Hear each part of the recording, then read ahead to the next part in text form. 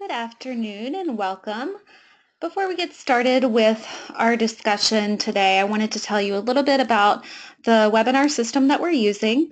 When you started, you heard that you were in listen-only mode, and this means that you won't be able to talk, but we do want you to participate. And you can do so by asking questions and participating in the questions section in the Go to Webinar menu on the right-hand side of your screen. There will be a time at the end for questions, so if you have any questions, you can feel free to type them in there. We are also recording this webinar, and you'll be able to view it later on our website and actually in a couple different places. And today we are going to go over the ins and outs of submitting a conference proposal for the 2018 ASCA Annual Conference. And my name is Jen Walsh, and I am the Director of Education and Training here at ASCA, and I'll be leading the conversation today. So the learning objectives for today specifically will be covering how you will summarize the conference proposal scoring process, including the scoring criteria. We'll be covering how you can identify the different components of the proposal and recognize what each component entails, how to explain what makes a well-written conference proposal, how to write measurable learning objectives that comply with Bloom's taxonomy, and how to successfully write and then actually submit a conference proposal on the conference proposal website.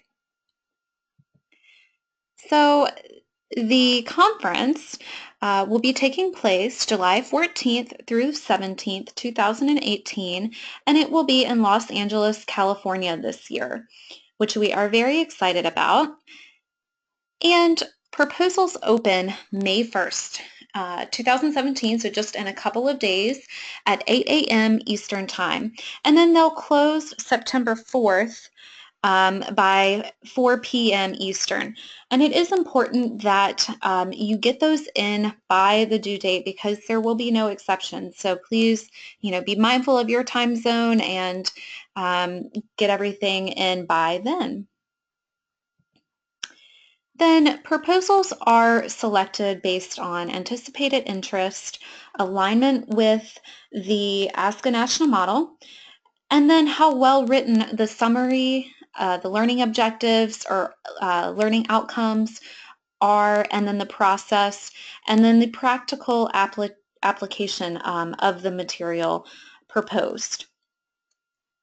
And then keep in mind that proposals are chosen to meet the needs of school counselors at all levels of experience, at all levels of practice from K through 12, as well as other professionals interested in school counseling, such as school counselor educators. And now that we've covered the basics, let's dive into the actual proposal specifics. So really what we're going to be asking you for and what we're looking for in a conference proposal. Please note that there have been some changes from last year, which I will note as we make our way through the presentation. So in order to submit a proposal, you'll want to go to the 2018 ASCA conference website, which is ASCA 2018 abstractcentral.com, and that link will be available to you on the main ASCA homepage. And I'm going to take you there just so that you can have a good look at what we're talking about here. Okay, so this is the website, and actually I'm going to go ahead and log out just so that we can see from the very beginning and be familiar with that. So here is the login screen.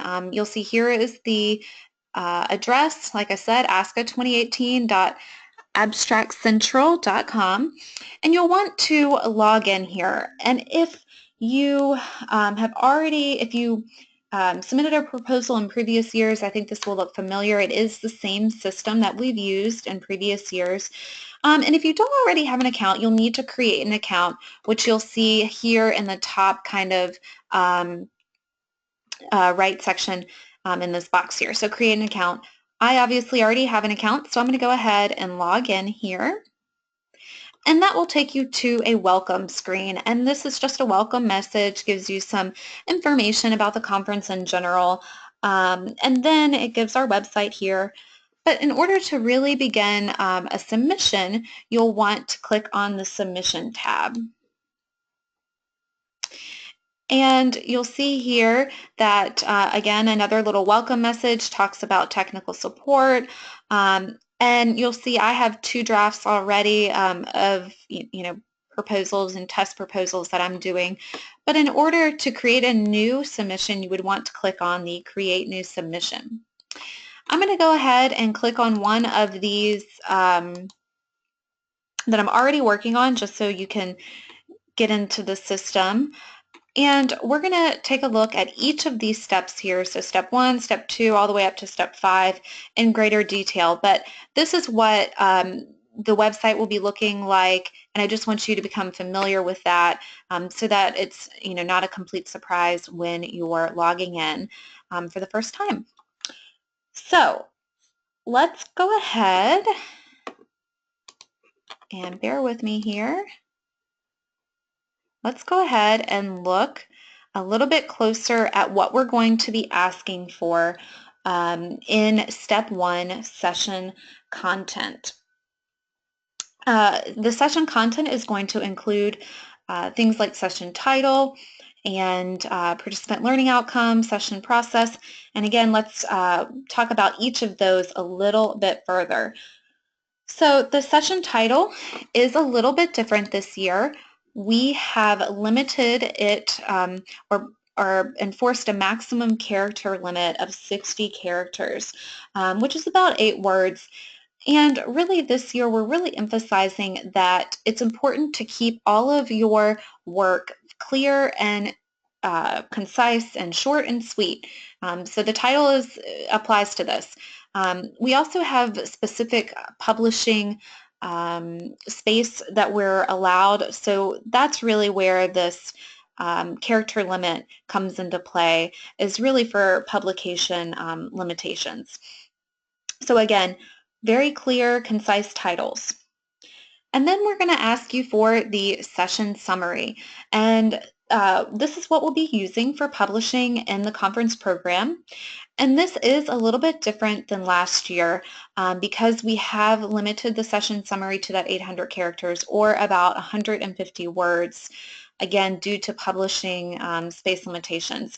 So we're really focused on a short and concise session summary. So let's look at the key takeaways I'd like for you to consider when you're writing your session summary. Again, it's for the conference program, so that is what the description will be for your session should it be accepted, and that's what will be published in the conference program. Again, maximum characters, which is, or maximum 800 characters, which is about a 3-sentence description. You really want to be using active verbs, and the session description should really address the content and ways that participants may use the information that you plan to present. Some other suggestions that work well for a session summary is to provide a 1-sentence context or background or introduction to the information. So as part of your 3 to 4 sentence description, use that first sentence to do that. And I'll give you an example of that when we take a look at an example proposal. Also keep in mind that the session summary and the participant learning outcomes, which we'll get to in a minute, they need to be unique from each other. So you don't want to just reword the two and have them basically say the same thing. They do need to be unique. So next, we are going to take a look at the participant learning outcomes. So again, this is a little bit different than last year. So I wanted to talk about them in further detail. And this is where we're going to ask you for you to list 3 to 4 intended learning outcomes that describe what participants will know, be able to do, and how they might apply the knowledge as a result of attending your session. Um, this section is also limited to 800 characters this year, so again, it's important to keep the section clear and concise. So some key takeaways to consider and keep in mind when you're writing the learning objectives. Again, they need to be 3 to 4, or there should be 3 to 4, and these should be bulleted. A maximum of 800 characters, which is about 120 to 150 words. They really need to address what participants will know, be able to do, and how they might apply that knowledge learned. Again, do not just reword the session summary. They need to be unique descriptions. And then they really need to comply with Bloom's taxonomy format. So for those of you who are not familiar with Bloom's taxonomy, let's take a little bit closer look here. So Bloom's taxonomy is a framework for categorizing educational goals. So it's the framework consists of 6 major categories, which you'll see here. I'm going to zoom in here. 6 major categories, which are knowledge, comprehension, application, analysis, synthesis, and evaluation. And the categories after knowledge are really our skills and abilities, with the understanding that knowledge is a necessary precondition for putting these skills and abilities into practice. So it's important to keep that in mind there. So why do we want you to use Bloom's taxonomy? Well, a couple different reasons. It is a professional development best practice, but learning objectives are also important to establish an educational interchange so that you as the speaker and attendees also understand the purpose of why they're there. This also applies to a student-teacher relationship and interchange as well. Speakers can also benefit from using the framework to organize objectives because organizing into learning objectives helps to clarify the objectives for themselves and for attendees. And then having an organized set of objectives helps presenters to plan and deliver appropriate instruction, design assessments and tasks and strategies, and then also ensure that instruction and assessment are aligned with the objectives. So as you're creating your proposal, and then creating your PowerPoint or your presentation, should your conference proposal be accepted, always keep in mind that you need to be speaking towards those learning objectives. So anything that you present needs to be going back to a learning objective. And really need to be working towards meeting that learning objective. Okay, and then in order to write your participant learning outcomes in a way that complies with Bloom's taxonomy, it's important to use these action words that describe the cognitive process by which attendees will encounter and work with the knowledge presented in your session. So you can find various diagrams like this one, or let me see, this one here, if I can get this to work. Oh, this one. This one's a little bit more simplified, but you can find these on the website, online. If you just do a Google search for Bloom's taxonomy. I use these all the time. I actually have one printed, a version of this printed out and tacked to my corkboard beside my desk. It's just a great tool to have. So the biggest takeaway from Bloom's taxonomy is that learning objectives really need to be measurable. And that's where these action verbs really come into play. And we're going to talk about this a little bit further and look at how to write some measurable learning objectives. Keeping in mind that learning objectives should be getting to what participants should know, be able to do and how they might apply the knowledge learned from your session. Again, that they must be measurable, which Bloom's taxonomy really forces you to do. And then they should complete the statement. After attending this session, participants should be able to. So let's take a look at some learning outcomes here, learning objectives. So here are some learning objectives for a conversation or a session that I gave last year. So I want you to just take a moment to read some of these learning objectives and you jot down whether or not you find that these are measurable. So I'll give you a second.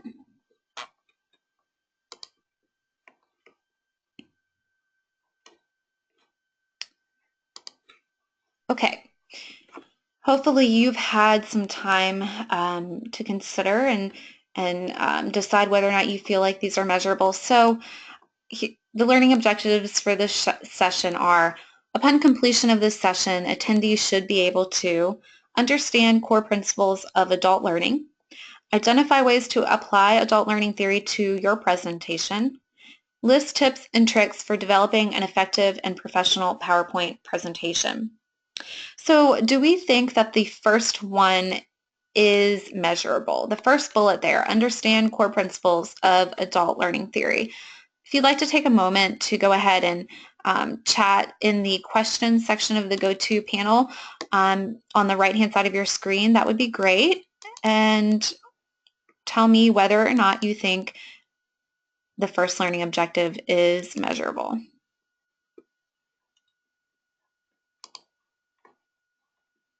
I'll give you just a second.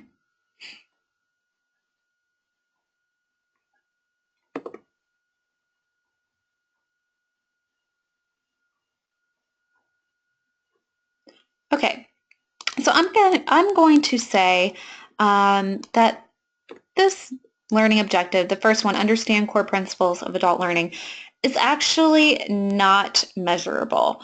The reason being is that understand is really subjective. How do you measure whether one understands a concept that was presented? You really can't. But if you look at the second learning objective there, identify ways to apply adult learning theory to your presentation, that is actually more measurable, because after completion of the session, one should be able to identify ways to apply adult learning theory to their presentation. And if they're able to identify the ways, then you and I know that the session was successful. But if they're not able to, then we know that the session was not successful or needed to be improved for that particular learning objective. The same applies for the third learning objective there. List tips and tricks for developing an effective and professional PowerPoint presentation. So if after attending a session you can sit down with an attendee and they can list tips and tricks for developing an effective and professional PowerPoint presentation that lists those tips and tricks that you presented, then you know that you did your job as the presenter. Your presentation met the stated learning objective. And then the attendee also knows that they got something out of the presentation. All right, so please keep that in mind as you write your participant learning outcomes in step 1 of your conference proposal.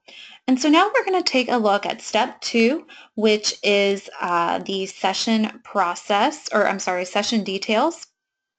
Oops, actually, I'm sorry, we are skipping ahead. So we're actually going to look here, and my presentation is out of order here.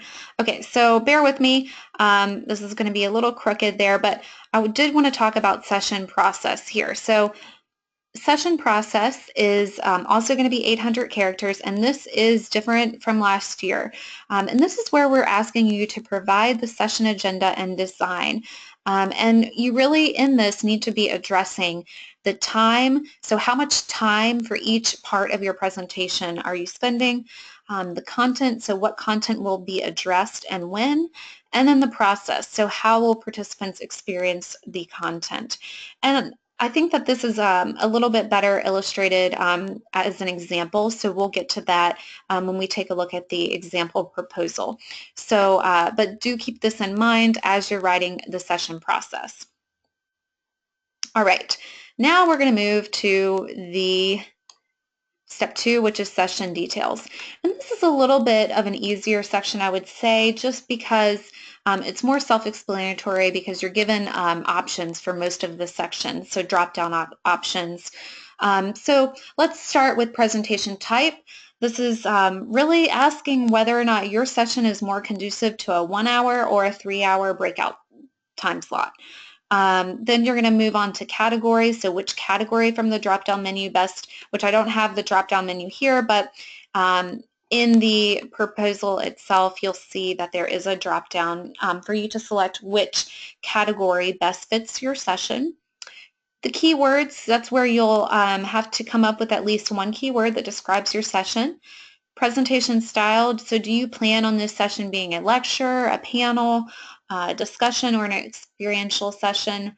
The level, is this session for beginners or those with more intermediate or advanced experience?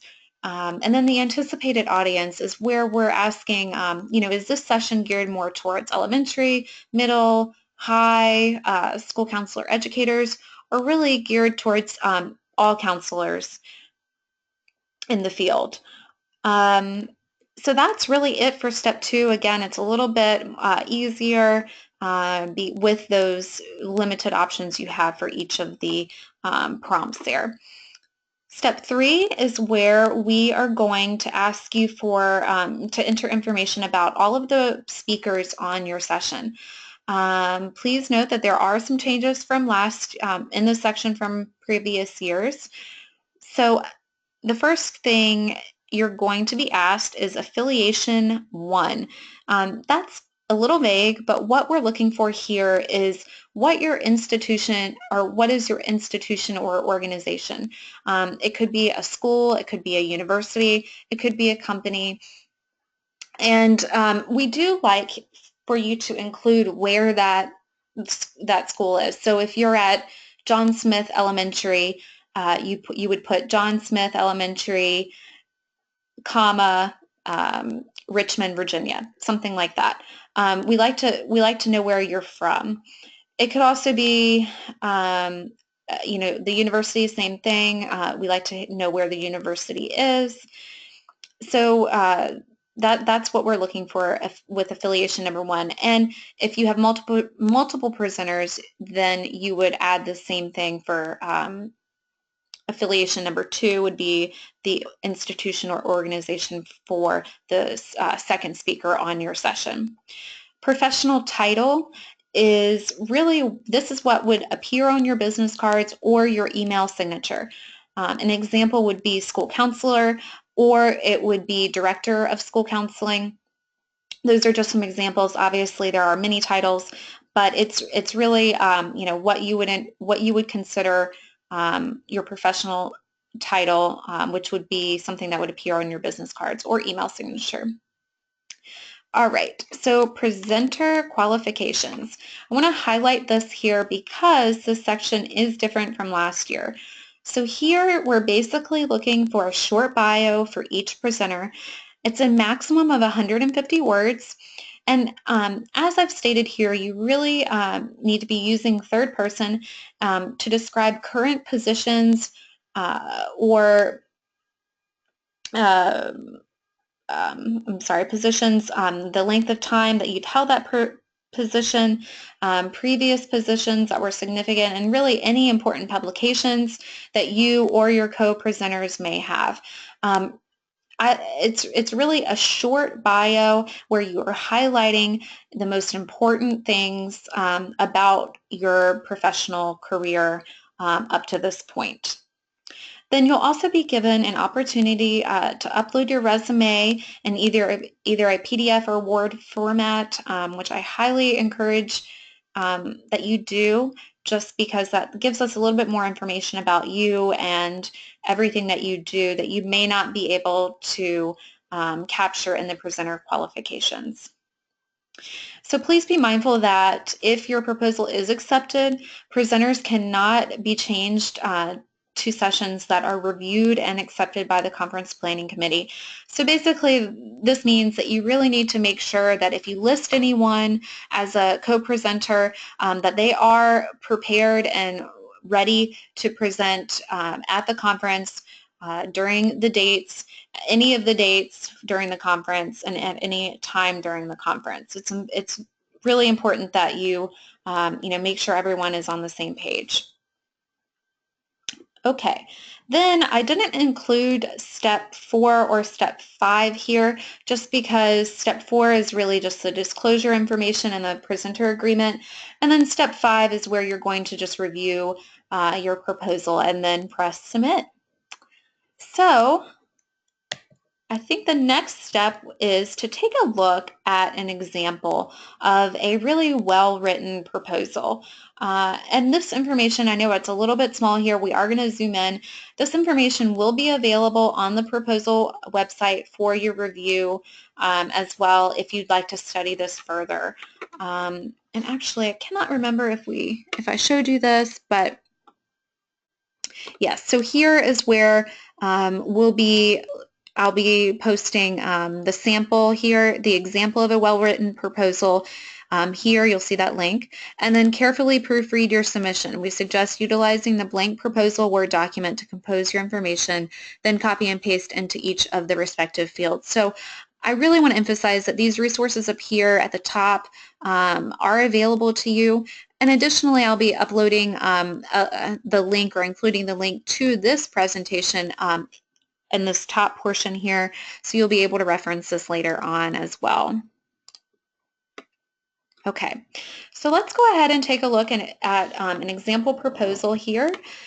And this is actually from a session last year that was really well done, and I just wanted to highlight that. All right, so we're going to take a look. Oops, it's not letting me. Okay, we'll just zoom in this way. Okay, so here you'll see that the title of the session, it's 5 words, so it's within that character limit. Implications of recent court rulings. It's short and sweet. We know exactly what the title or what the session will likely be about just from the title. So that is an excellent example of a session title. Then you have here the session summary for publication in the conference program. The last decade has seen major court cases reflecting social changes affecting school counselors' legal and ethical obligations. This is that introduction sentence that I talked about briefly when we were talking about the session summary. So it's here you're providing kind of an introduction to what you're going to talk about. It provides a little bit of a historical context, if you will. About the rest of the section. Learn about principles of practice emerging from recent court rulings involving sexually active students, educational records, transgender youth, child abuse, social media, suicide, and academic advising. So again, a nice, clear, concise, straightforward session summary within the character limit. So this is really a really good example here. Participant learning outcomes. So you can see here that it completes the sentence after attending this session. Participants should be able to discuss recent court rulings, federal laws, state laws, and their implications, and elaborate on standard of care in light of recent court rulings. Examine their own practice, and adhere to legal practice by applying a decision-making model. So you can see here that each of the learning objectives begins with a measurable verb. So after attending this session, one should be able to discuss recent court rulings, federal laws, state laws, and their implications, etc. And if they're able to discuss and have a conversation with you about this, then you know that the learning objectives were met and that the session was successful as far as that particular learning objective goes. Again, they should be able to examine their own practice. So can they or can they not examine their own practice after the session? And then can they or can they not adhere to a legal practice by applying a decision-making model? So these are examples of really well-written learning objectives that meet or comply with Bloom's taxonomy format and are measurable. So definitely great learning outcomes there. Session process. I said that we would talk a little bit further about this when we get to the example, and I think that this really shows you exactly what we're looking for. So we talk about the presenter has, it's going to use mixed media, so it specifies what type of presentation will be used. So that's PowerPoint and videos of mock trials. And then it provides the agenda. And again, this is a very short and concise version of the agenda, but it's an agenda nonetheless. So it addresses time, how much time for each part of the presentation, content, what content will be addressed and when, process, how will participants experience the content. So really, Carolyn has really addressed everything that we're looking for in the session process, and it's within the character limit as well. Presentation type, we have here breakout session. So she's went ahead and selected each of the drop downs appropriately here. And then here is again, I think that this is where we're is better illustrated through an example, is the author section. So we have author here, Carolyn Stone, affiliate, University of North Florida. And actually, we didn't include here the where the university is. So that would be something we would want to add, that it was new for this year. So she didn't put that here. But nonetheless, it's also pretty obvious where the University of North Florida is. So really this is okay. This is good. The professional title here, Professor of Counselor Education. So that's great. And then here are the presenter qualifications. This is that short bio where where she's really highlighting, really the highlights of her career in a short bio here. It's within the character limit, and that's exactly what we're looking for. So, and then she also, which we're not including here, uploaded her resume, which is great. So again, this will be available, and it is actually already available on the conference proposal website. So you'll be able to take a closer look at that if you'd like to study it further. And let's see. Like I said, the resources that we have will be a sample proposal, the blank proposal form, and actually I forgot to mention that we'll have this recording available. And then also use your peers. So have your peers proofread your session. We really want, if you're presenting at the conference, it's so important that you proofread everything before submitting. So, typos, misspellings, that's something that we really don't want to see in a conference proposal. So it's important to use that blank proposal form, so where you're using Word to help you with finding those typos and misspellings, using that to help you, but also using your peers, as a source of to proofread your work. So do we have any questions? Let's see here. Do I have any questions come through? I'm not seeing any at this time. So hopefully that means this was pretty clear. But if not, and if you just can't think of any at the time, here is my contact information. My information is also on the website. So on ASCA's website under Contact Us. Again, I am the Director of Education and Training. And let's see. Oh, we do have a question that came in. What is the average acceptance rate? So that's a great question. It really varies year to year. And to be honest, a lot will kind of depend on this year. Well, actually, there's a lot of variables, to be honest. This we're experiencing so far record registration um, numbers for the conference in Denver taking place in July 2017. We also saw record highs last year in New Orleans. So a lot of, we may need to add additional session slots for next year. Additionally, it depends on the conference space. And I am actually not sure, what our conference space looks like next year, but that also determines how many slots we have. So really, there are a lot of variables, but I will say last year we had about 300, I want to say 350 proposals come in, and we accepted about half of those. Are actually probably a little less, maybe 40%. But again, a lot of variables there. Are there any other questions? And I'm not. Let me double check here. Okay. I don't see any other questions, but again, this is my contact information. The proposals open May 1st and they're due in September. So you do have a little bit of time to get them in.